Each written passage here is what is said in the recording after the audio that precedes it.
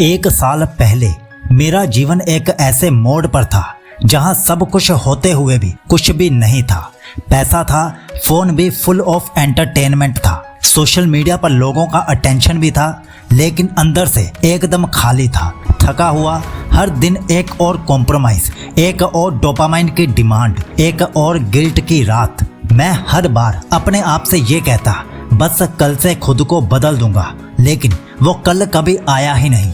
फिर एक दिन मैं एक लाइन पढ़ता हूँ, एक शक्तिशाली इंसान वो तो होता ही है जो दुनिया जीत लेता है, लेकिन उससे भी ज्यादा शक्तिशाली वो इंसान होता है जो खुद को जीत लेता है। उस रात ने मेरी पूरी जिंदगी का डायरेक्शन ही बदल दिया। उसी रात मैंने ये डिसीजन लिया ब्रह्मचर्य का। लेकिन क्या सिर्फ एक डिसीजन लेना काफी होता है? नहीं, अगला एक साल मेरे लिए एक बैटलफील्ड बन गया।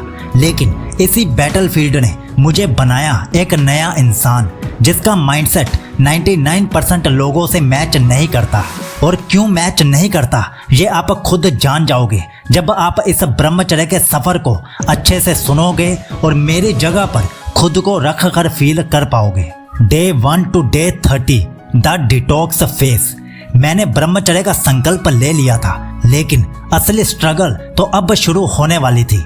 पहले 10 दिन जैसे बॉडी और माइंड दोनों मेरे खिलाफ हो गए हो। एक तरफ सोशल मीडिया से उड़ती हुई अर्ग्स की सुनामी थी, दूसरी तरफ गिल्ट, सेल्फ डाउट और एक अजीब सी रेस्टलेसनेस थी। फोन उठाता, बिना सोचे स्क्रॉल करता, 5 सेकंड में टेम्पटेशन, 10 सेकंड में डिस्ट्रैक्शन और 20 सेकंड में रिग्रेट। यही मेरी हर दिन की साइकिल बन गई थी जो घूमती जा रही थी। पर इस बार मैं रेडी था। मैंने अपने फोन से 12 से ज्यादा ऐप्स को डिलीट किया, नोटिफिकेशंस बंद किए और अपने रूम में एक सिंपल सा रूल लिख कर लगा दिया। क्या था वो रूल? या तो मैं जीत कर इस रूम से बाहर जाऊंगा या फिर टूट कर, लेकिन हार कर नहीं जाऊंगा। अब सुनो मेरे अगले दिन की शुरुआत कैसे हुई। सुबह उठते ही पुशअप्स, कोल्ड शावर और मेडिटेशन। शाम को अपने थॉट्स लिखना जर्नल में, ताकि दिमाग भी साफ हो सके और फालतू के विचार दिमाग से बाहर निकल सके। मेरे अर्ग्स मुझे खा नहीं रहे थे, मैं उन्हें समझने की कोशिश कर रहा था। मुझे अब समझ आया, अर्ग्स सिर्फ सेक्सुअल नहीं थी, वो मेरे अंदर के बोर्डम, एंग्जाइटी और स्ट्रेस का रिएक्शन थी। जब मैंने अपने इमोशनल ट्रिगर्स को डिकोड करना शुरू किया, तभी मेरी जर्नी ने एक एक्चुअल टर्न लिया।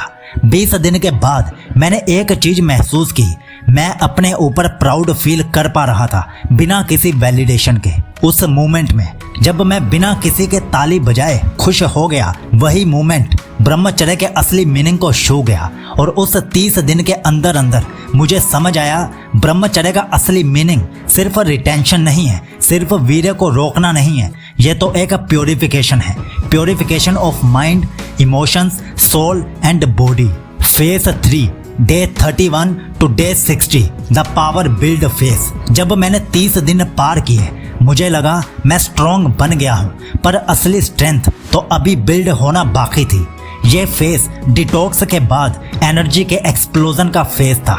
लेकिन ध्यान रहे, एनर्जी का फ्लड आया था, डायरेक्शन के बिना वो डिस्ट्रक्टिव बन सकता था। हर सुबह मैं फील करता था एक अलग लेवल की बॉडी वार्मथ, एक स्पिरिचुअल फायर, आंखों में एक शाइन, आवाज में एक ठहराव। लेकिन ये सब सिर्फ फील करने के लिए नहीं था, इसे मेंटेन भी करना था। डेली की हैबिट्स को रिपीट करके खुद को एक डिसिप्लिन में बांधना भी था। यही वो समय था जब मैंने अपनी लाइफ की प्रायोरिटीज एक जगह पर लिखी। और क्या थी वो प्रायोरिटीज? सुनो, fitness, focused learning, creative work, spiritual growth. अब ब्रह्मचर्य मेरे लिए सिर्फ अर्ग से दूर भागने का नाम नहीं था, अब ये एक बैटलफील्ड बन गया था जहां हर दिन मैं अपने कंफर्ट से लड़ता था। वर्कआउट करना अब सिर्फ मसल के लिए नहीं था, ये एक प्रार्थना थी अपने डिसिप्लिन के लिए। किताबें पढ़ना अब सिर्फ नॉलेज के लिए नहीं था, अपने माइंड को ट्रेन करने के लिए था। मुझे अब समझ आया कि जब एक आदमी अपनी सेक्सुअल एनर्जी को चैनलाइज करता है, तब वो सिर्फ सक्सेसफुल नहीं, लेजेंडरी बन सकता है। और सबसे पावरफुल मोमेंट आया जब एक दोस्त ने बोला, भाई तू कुछ अलग लग रहा है, आंखों में कुछ तो है। मुझे समझ आया, वो आंखों की चमक मेरे ब्रह्मचर्य का गिफ्ट थी। वो आंखों से नहीं, मेरे अंदर के कैरेक्टर से आ रही थी, मेरे सेल्फ डिसिप्लिन के रिजल्ट से आ रही थी। इस फेस ने मुझे एक मन से वॉरियर बनाया। यहाँ मैं आपको एक बात बोलना चाहता हूँ, 99% लोग सिर्फ बाहर से फिट एंड फाइन दिखना चाहते हैं, लेकिन अंदर से वो 36 तरह की बीमारियों को साथ लेके चलते हैं और हर तीसरे दिन उन्हें किसी ना किसी बीमारी ने जकड़ा होता है। तो आप बाहर से फिट एंड फाइन बनने की कोशिश मत कीजिए, आप अंदर से फिट बनने की कोशिश कीजिए। खुद को ऐसा बनाइए कि आपको कोई बीमारी छू भी ना सके। और ये इतना मुश्किल नहीं है, आपको सिर्फ ध्यान रखना है कि आप अच्छा खान पान करें, अच्छी संगति में रहें, अच्छा सुने, अच्छा देखें, अपने शरीर और दिमाग को वही पोषण दें जिससे ये बेहतर हो सके। इन दो लोगों को हमेशा याद रखना। पहला, जो बाहर से बहुत फिट है लेकिन हर तीसरे दिन बीमार हो जाता है। दूसरा, जो बाहर से भले ही पतला या मोटा है लेकिन उसे कितने ही महीने या साल हो गए हैं वो कभी बीमार नहीं पड़ा। अब आप सोचो, आप इन दोनों में से कौन सा इंसान बनना चाहोगे?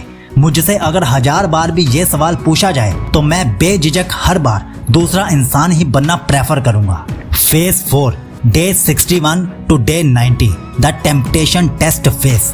जब आप उड़ान भरने लगते हो, दुनिया आपके पर काटने आ जाती है। ये वो फेज था जहां मेरी सबसे ज्यादा टेस्टिंग हुई। 60 दिन के बाद मुझे लग रहा था कि अब मैं अनस्टॉपेबल हो चुका हूं, पर तभी टेम्पटेशंस ने मुझे एक नया रूप दिखाया। अब वो टेम्पटेशन लड़कियों की तस्वीरों तक सीमित नहीं थी, अब वो रियल लाइफ कन्वर्सेशंस में थी, वो व्हाट्सएप पे लेट नाइट मैसेजेस में थी, वो कभी एक फ्लर्ट करते लुक में थी, और सबसे बड़ा टेम्पटेशन मेरी बढ़ती हुई ईगो थी। मैं तो 60 दिन से ब्रह्मचर्य पे हूँ, मैं अलग हूँ, यही विचार आया और ये ईगो का बीज बन गया। लेकिन ब्रह्मचर्य ईगो नहीं, विनम्रता, ह्यूमिलिटी सिखाता है। इस फेस में मैंने एक सबक सीखा, जो आदमी टेम्पटेशन से लड़ता है वो स्ट्रॉन्ग बनता है, लेकिन जो आदमी ईगो से लड़ता है वो डिवाइन बनता है। मैंने मेडिटेशन में टाइम बढ़ाया, डार्क मोड फोन ऐप्स फिर से डिलीट किए, नाइट टाइम पे बिना फोन के सोना स्टार्ट किया, और सबसे बड़ा नो जस्टिफिकेशन रूल फॉलो किया। चाहे कुछ भी हो, मुझे बस कंट्रोल नहीं करना, मुझे खुद को ट्रांसफॉर्म करना है। और एक दिन जब मैं रात को बिना अर्क के, बिना डिस्ट्रैक्शन के पीसफुली सोया तो मुझे लगा जैसे मेरी बॉडी नहीं, मेरी सोल रेस्ट में आ गई है। यही था ब्रह्मचर्य का असली टेस्ट, जहां आपको हर तरफ से डिस्ट्रैक्शंस घेरने की कोशिश करेंगी। लेकिन मेरी एक बात हमेशा याद रखना, एक दृढ़ संकल्प वाला इंसान जो आत्म अनुशासन में रहता है, जो आत्मविश्वास से भरा रहता है और आत्म बल को बढ़ाता रहता है, ऐसे इंसान के आगे कोई भी टेम्पटेशन, कोई भी डिस्ट्रैक्शन टिक नहीं सकती। इसका कारण ये है कि जो इंसान खुद को नियंत्रण में रखना सीख लेता है वो कभी भी बाहर से चीजों से हार नहीं सकता।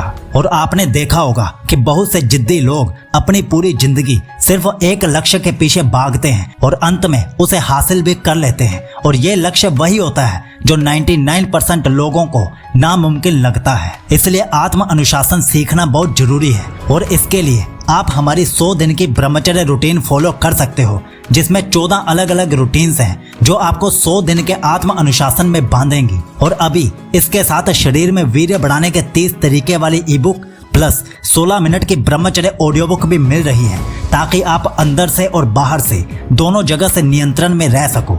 डाउनलोड करने का लिंक डिस्क्रिप्शन और पिंड कमेंट दोनों जगह पर दे दिया है। Phase 5, day 91 to day 120, the awakening phase.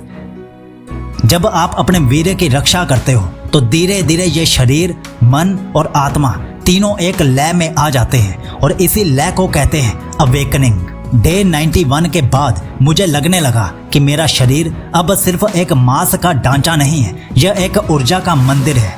मेरी आंखें अब घूमती नहीं थी, देखती थी। जो पहले डिस्ट्रैक्शंस थी अब क्लैरिटी बन गई थी, जो पहले डिजायर्स थी अब साइलेंस बन गई थी, जो पहले रेस्टलेसनेस थी अब एक आनंद की लहर बन गई थी। फेस पर एक अलग ग्लो आया जिसे कोई फिल्टर नहीं दे सकता। लोगों ने पूछना शुरू किया, क्या यूज कर रहे हो? मैं बस मुस्कुराते हुए ये सोचता कि मैं बस अपना वीर्य यूज कर रहा हूँ, अपनी आत्मा को फीड कर रहा हूँ। इस फेज में मैंने 2 चीजें नोटिस की। पहली, females attraction, not to my looks but to my energy. दूसरा, अपॉर्चुनिटीज खुद मेरे पास आने लगी थी क्योंकि मेरी फ्रीक्वेंसी बदल चुकी थी। मुझे रियलाइज हुआ असली ब्रह्मचर्य तब शुरू होता है जब आप नेगेटिव सोचना बिल्कुल बंद कर देते हो और पॉसिबिलिटीज के दरवाजे आपके लिए अपने आप खुलने लगते हैं। और उन दरवाजों से गुजरना आपका स्वभाव बन जाता है। और जब आप ब्रह्मचर्य को एक चैलेंज नहीं, एक धर्म बना देते हो, तब जीवन में प्रकाश ही प्रकाश आ जाता है। तो ये था 120 दिन का ब्रह्मचर्य सफर। अगर आप चाहते हो कि 120 दिन से 365 दिन तक का सफर भी मैं आपके साथ शेयर करूं, तो कमेंट में पार्ट 2 जरूर लिख देना। और रोज रात 10 बजे हमारी नई ब्रह्मचर्य वीडियो देखने के लिए सब्सक्राइब करके बेल नोटिफिकेशन जरूर ऑन कर लेना, ताकि एक दिन भी ब्रह्मचर्य का सफर आपसे छूट ना जाए। और 100 दिन का ब्रह्मचर्य सफर शुरू करने के लिए 2 ई-बुक्स और एक ऑडियो बुक डाउनलोड करने का लिंक हमने पिन कमेंट में दे दिया है। याद रखिए, आपके बेहतर भविष्य के लिए साइकोलॉजी अब बहुत ज्यादा जरूरी है। तो चलिए मिलते हैं अब कल रात 10 बजे। आपका ब्रह्मचर्य शुभ हो।